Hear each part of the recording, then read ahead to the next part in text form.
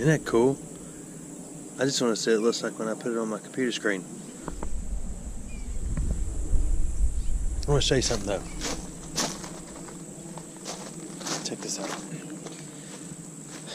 Most states had their own buckles when it come to Civil War, from what I've learned in my research. And remember, people aren't born experts in Civil War history. They read it somewhere, they hear about it, they Google it, or they dig it and then go ask somebody who's read about it, heard about it, or Googled it.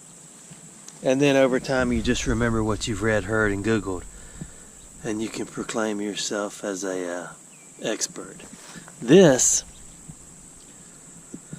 is an Alabama Civil War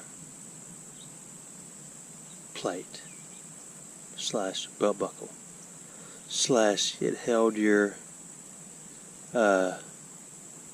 ammo pouch and things like that that you throw over your shoulder. I'm going to stand up so I don't sound like I'm choking to death. It has a very faint letter G tapped into it right there, and the number is 864. I will tell you the significance of this in a minute. Okay, minute's up. And it has a hole there and a hole there. These were, from everything I've read, and there's not a lot on these, because there weren't many made. These were die-stamped, thin sheets of brass, the front and the back, and then they were put together and filled with lead. And you would end up with a lead inside like this if you pulled the brass pieces off of each side.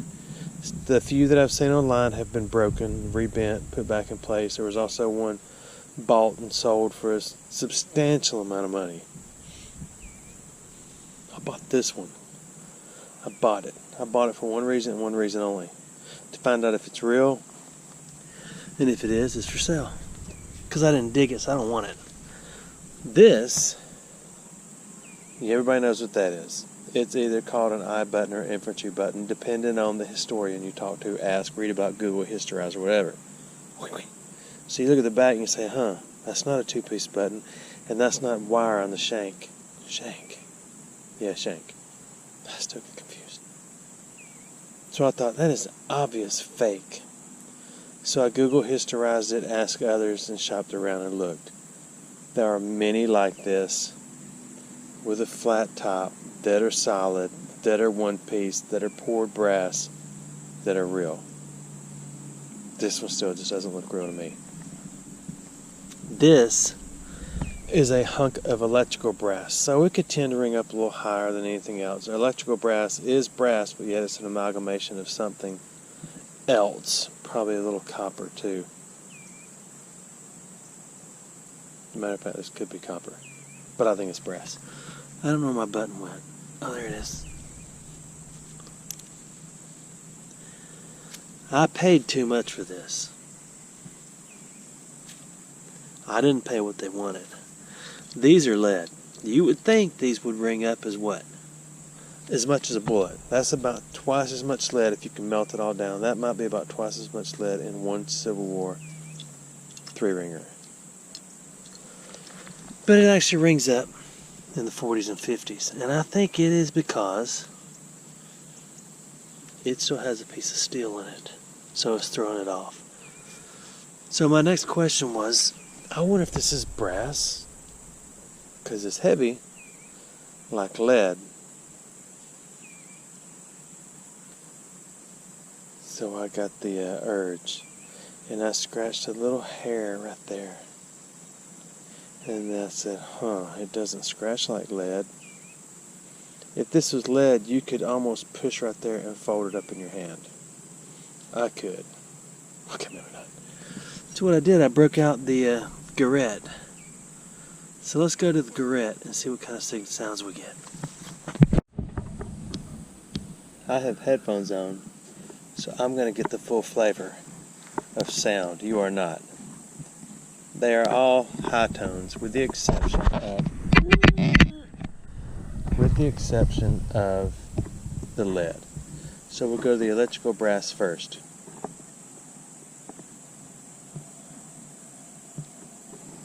83, 80. Then we'll go to the cheap lead. 63. Can you even see that? See, it's ringing up right now.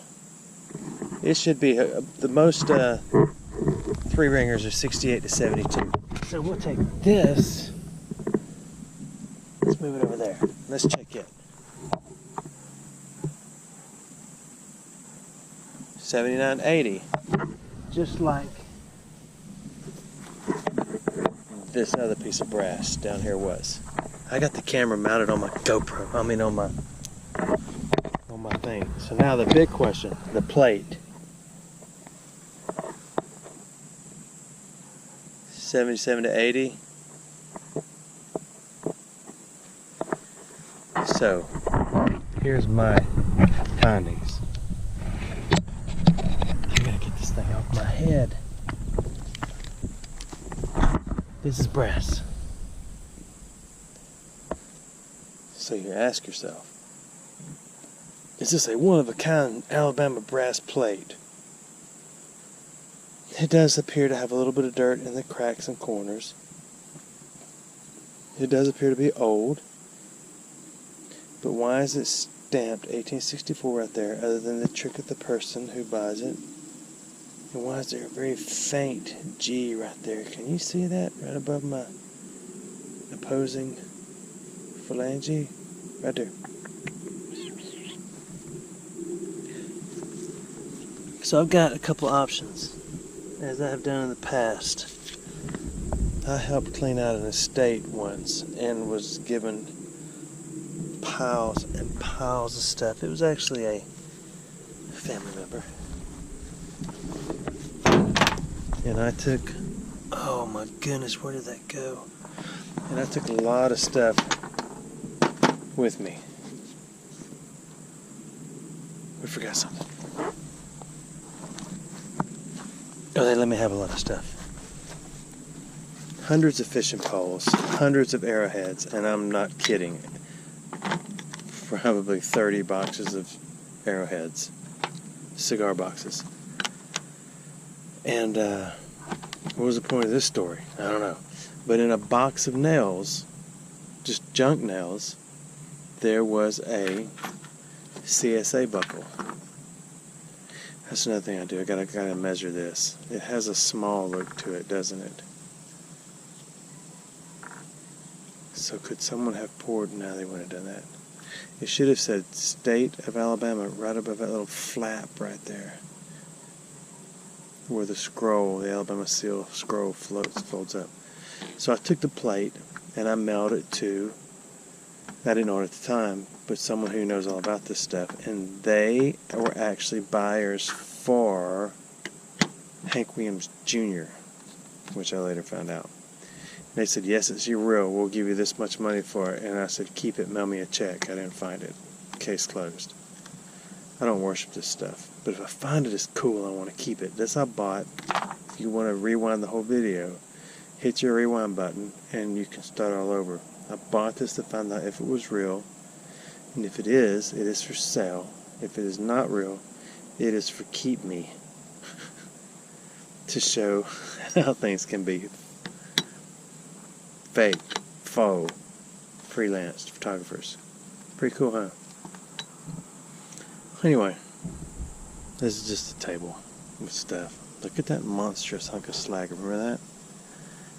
This is kind of a short video, depending on how big your screen is. Thanks for watching my videos. Hey, I'll let you know what happens. I just got to figure out what I'm going to do. Mail it to somebody, or you can't just send pictures. Here's the kicker. Let's talk a little more.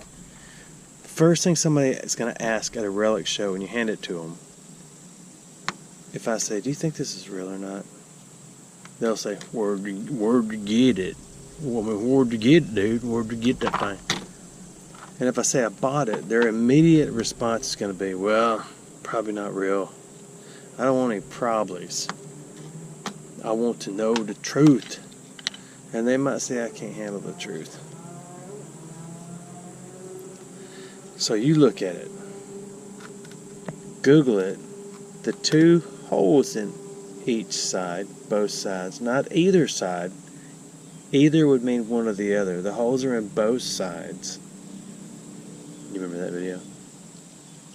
Where the two stamped brass pieces were snapped together, and then it was filled with lead. This is brass. Sometimes. So, I don't know what I was telling you.